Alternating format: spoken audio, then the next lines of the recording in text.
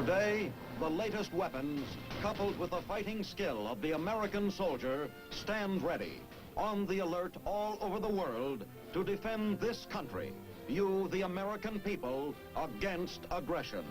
This is the big picture, an official television report to the nation from the United States Army. Now, to show you part of the big picture, here is Sergeant Stuart Queen. These days, it is a rare week when no news story breaks about some new, almost fantastic weapon developed by American scientists.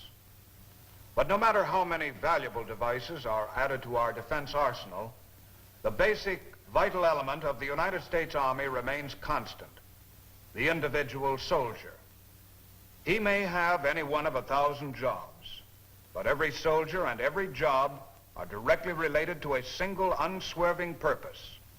The subject of today's big picture, the role of the Army.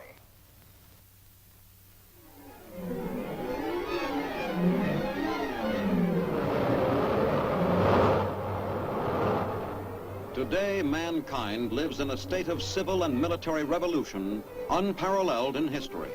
The most powerful weapons are moved much more accurately, directed over longer distances, and travel at speeds unbelievable a decade ago. Our military revolution is three-pronged. Experiments in jet propulsion with rockets have been in progress for half a century, but only in recent years has the rocket attained full stature as a highly lethal, precisely controlled weapon. Combining jet propulsion with advances in thermonuclear explosives brings the concept of the ultimate weapon nearer reality. In no area of scientific development has there been greater success than in electronics. Electric circuits and cathode ray tubes are increasing man's capabilities for destruction, surpassing his own physical limitations. As each new weapon is perfected and introduced in the military arsenal, science is called upon to produce an antidote, a weapon to counter-weapon. Electronic brains with senses more acute than man's own are planted in steel containers to seek out and destroy enemy targets with infallible deadliness. More and more, the role of the machine in modern military power increases in size and importance. Television, once the bugaboo of the radio and motion picture industries, has added a new perspective to the battlefield. The electronic eye narrows the gulf between the combat zone and command headquarters. Conversely, today's technology tends to widen the gap between combatants. Rarely do opponents look upon each other's faces. Surrounded by metal and plastic, supported by artificial air, guided by sensitive gauges, they pursue, attack, and kill one another with mathematical detachment.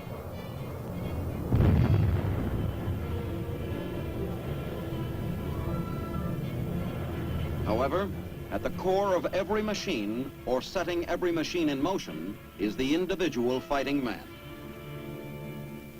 Charged with the responsibility of maintaining the security of the United States are the Joint Chiefs of Staff.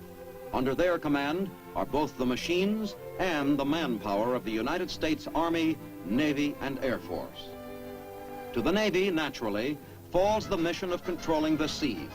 In World War II and Korea, sea, air, and land forces have proved to be equally essential components in total United States military strength. Each service, equipped and designed for combat in a certain element, is supreme in its own area. To maintain that supremacy, each service, of necessity, uses some of the basic tools of its sister services. To the Air Force goes the task of maintaining control of the air. Upon occasion, each service functions independently as the job at hand requires. And, though vital in its own right, no branch is more important than another to our national security.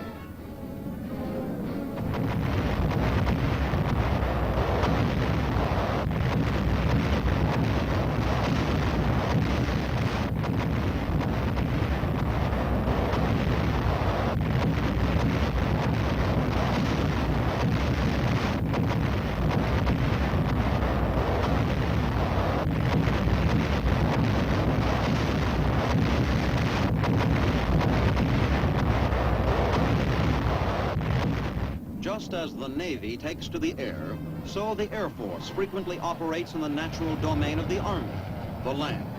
Low-level bombing in support of ground troops makes the job of the infantryman much easier.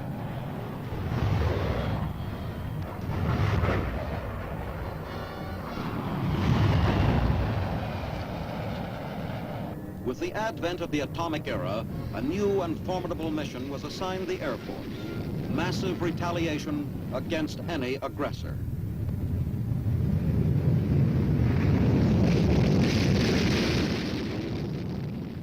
Each with its own mission and capabilities, frequently the Air Force, Navy, and Army team up to tackle a problem in unison. The advantages of such combined operations as the Incheon landing are plain.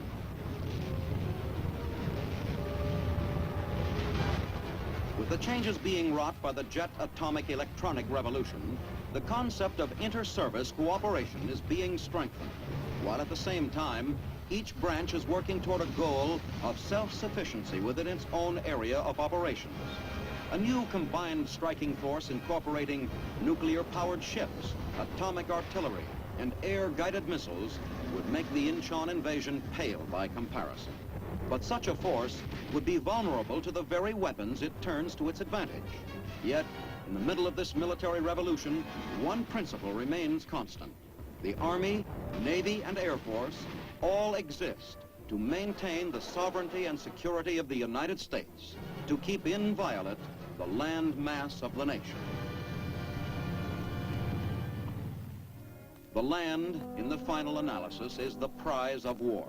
The aggressor's aim is to capture new land, to turn it to his own use and advantage. From the beginnings of history, the covetous man has eyed neighboring fields rich with natural wealth. In seeking to make the land his own, the first wars were conceived and fought. For defense of the land is the inevitable, almost automatic reaction of the landholder.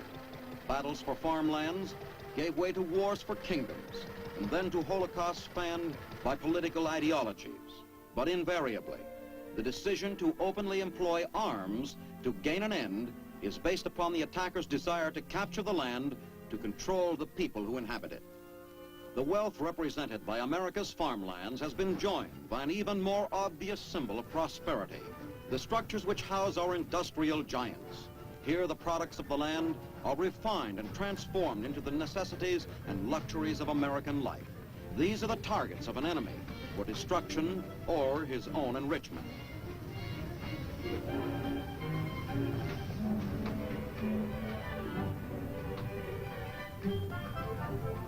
No nation is more a network of vast, sprawling cities than the United States. Nowhere do so many people spend their lives in a metropolitan environment. And city living today has taken on a new and potentially hazardous aspect. For this huddling together on the land has made us perhaps the most vulnerable to attack of all the countries of the world. We too much enjoy our way of life to jeopardize it by rash use of nuclear weapons.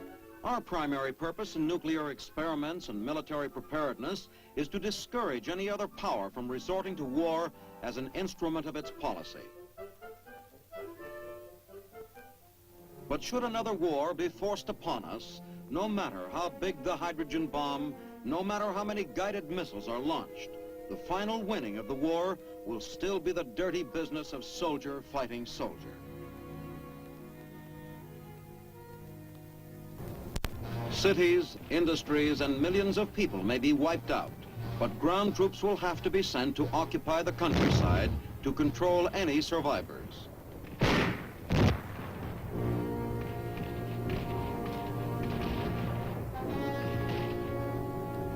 The land is the Army's element. The Army is organized, is trained and equipped for combat on land. The Army's purpose is to defeat enemy land forces and to control the land.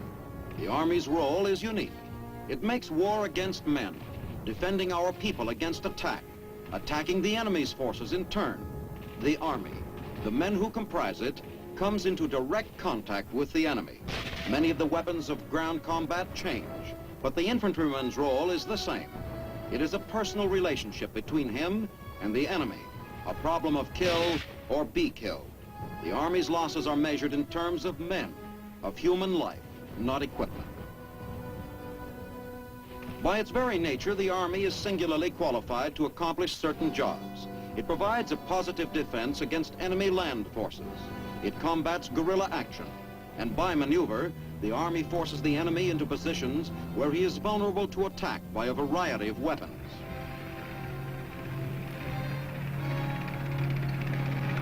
Even after battle, the enemy's people are still a problem for the Army. Though hit-and-run tactics are sometimes used, the Army's operation is basically a sustained one. Because of sustained action and direct contact with the enemy, the Army has a large number of people to look after, civilians and prisoners of war. Once having gained control of the enemy's land, it is the Army's job to control the people on it. This is the ultimate objective of the ground forces. The Army must restore order from chaos by imposing its will on the defeated enemy. The Army may be fighting 1 minute, then organizing civilian control and military government the next. Unless the enemy is bent upon complete self-annihilation, it falls to the Army, too, to meet with the commanders of the opposing forces to bring the fighting to an end. No weapon or machine, no matter how powerful or automatic, can drive the enemy from his lair and hope to bring about the resolution of a battle or a war. This is the job of the men who lead the land armies. While certain facets of the Army's role remain constant, others are undergoing radical change. The Normandy-type invasion is antiquated today. No nation would be foolish enough to concentrate large numbers of planes, ships, and men in one open area where they would be inviting attack by atomic bomb or shell. However, to fight a nuclear war, more men, not fewer, will be needed. Casualties are likely to be higher.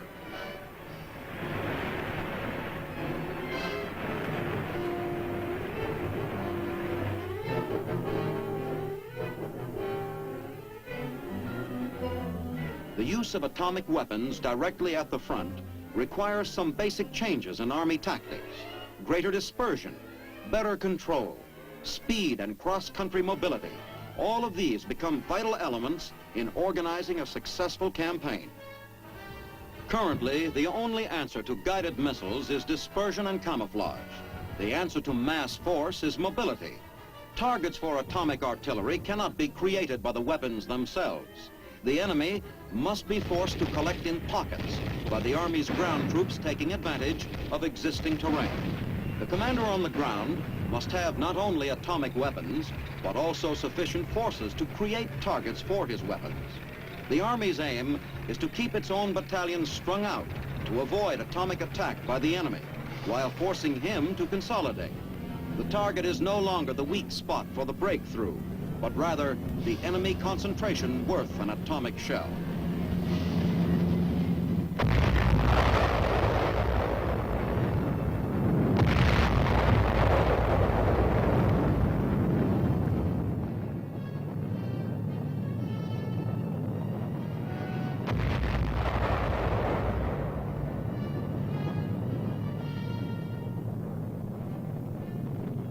The appearance of atomic tactical weapons on the battlefield, however, does not alter the basic truth that only ground forces using the old proven techniques of firepower plus mobility are capable of taking and holding the land.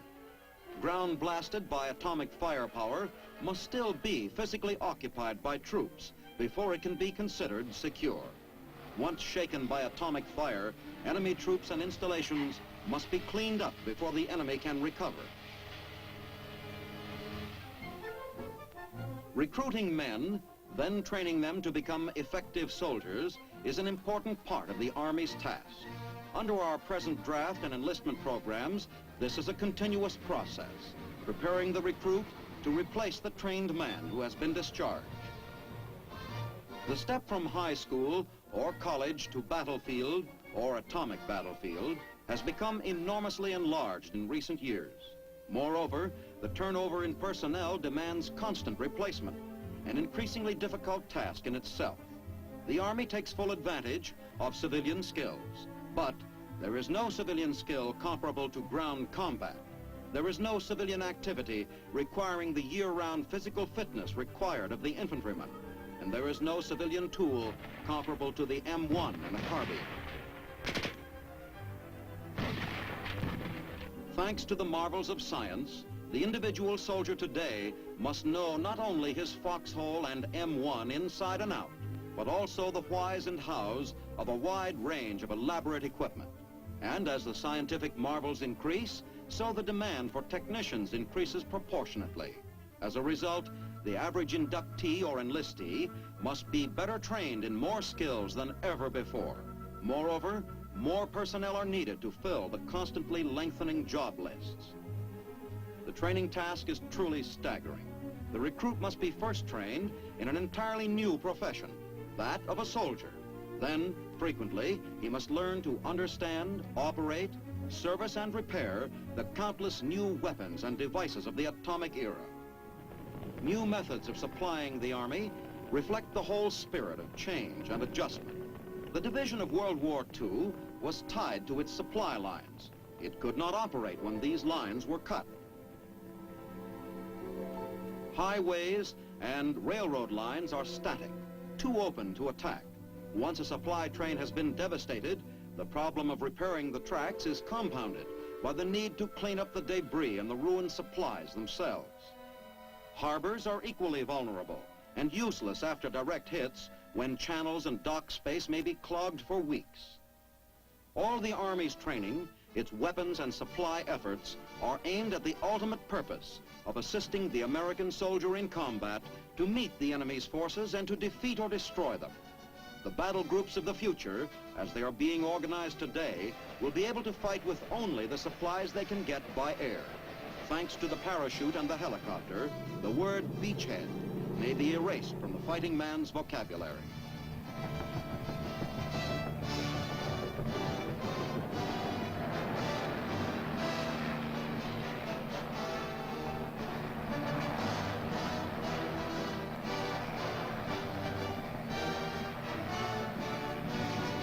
Just as the atom is changing the principles of attack, it is also giving new meaning to the words dispersion and mobility.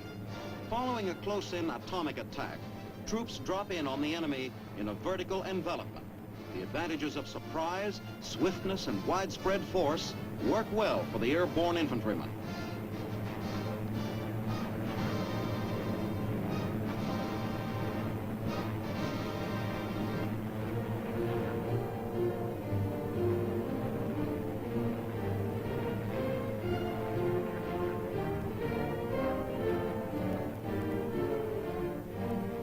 Because a small atom bomb could virtually sink an airfield as well as a carrier, great emphasis is being put on vertical takeoff aircraft. But no matter what the form of transportation, the underlying theme is the same. The machines exist to move the men. The men who man the machines function primarily to move the foot soldiers.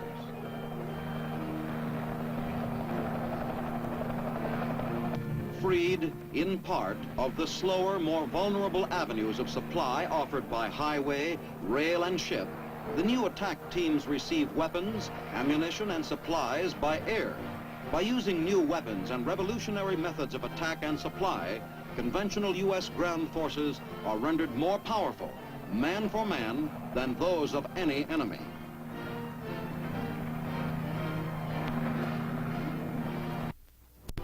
With increasing emphasis put upon dispersion, there is a correspondingly greater need for more and better supporting elements.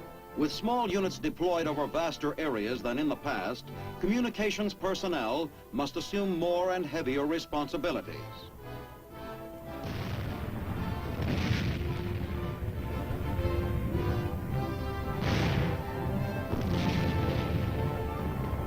The Army has set its sights on atomic shells for more than its heavy artillery.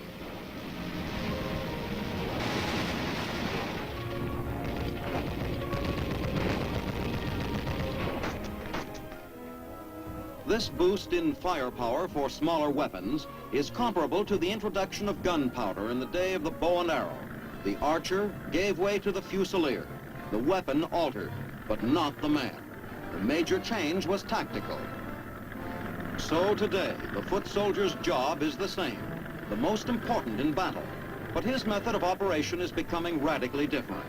With the battleground of the future covering vaster areas, the successful fighting force, men and equipment, will be large in number and will move faster, more efficiently than the enemy.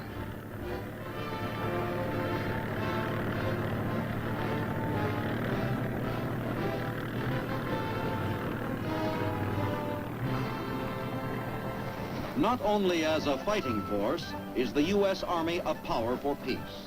Through its very existence, the Army represents a bulwark against aggression, the best guarantee for our friends overseas, and the best convincer for an enemy that any attack on our allies involves immediate retaliation is the actual presence of substantial American military strength. In Europe, we cannot afford to withdraw our troops and rely for defense solely on Allied troops. The morale of our NATO allies depends largely on the presence of American divisions as proof that we are firmly committed to the defense of free Europe. In Asia, too, the same morale-boosting psychology is at work. The presence of our forces represents a rallying point to be seen and appreciated by anti-communist citizens. To CETO nations, our forces symbolize the same determination made plain in Europe. Wherever Army troops are stationed in defense posts, they serve as safeguards to the security of our overseas lines of supply. They guard our outlying naval and air bases and commercial harbors, and those of our allies, for that matter. In time of war, supply lines become lifelines. Additional ground forces in fighting trim are needed to protect the areas through which the lifelines pass. These avenues stretch to the 4 points of the compass, from the zone of the interior to worldwide defensive outposts.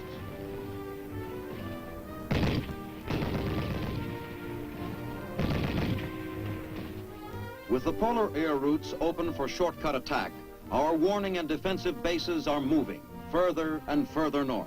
The same Army committed to the defense of warm Pacific islands must learn to do more than survive in the hostile North Country. Ground troops here must stand ready for action as a working part of our total defense bastion. Today, as in the past, great reliance is put upon our reserve and National Guard units for standby military strength.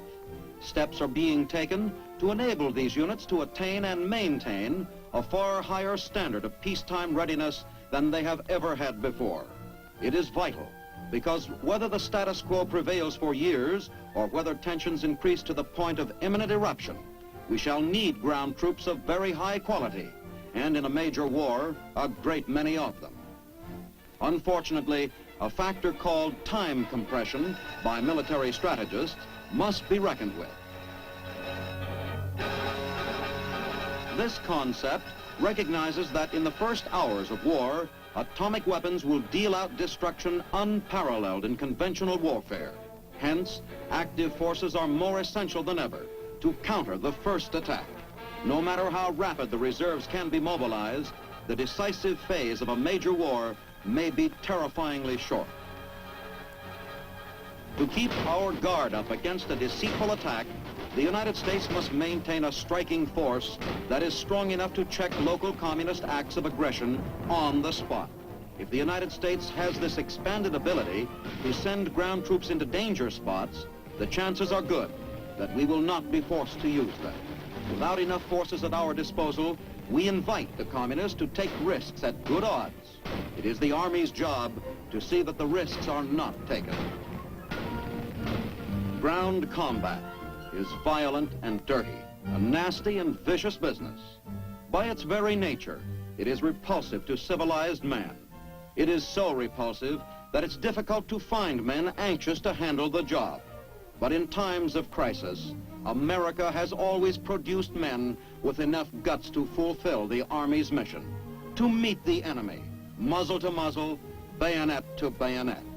This era of ours, burgeoning with new mighty weapons, does not mark any decline in the value of ground troops, nor does it produce any doubt that in a future war, the final decision will lie in the hands of the Army, in the hands of the men who are able to advance in the face of all the hazards of the modern battlefield, to drive the enemy from his positions and to take and to hold the land.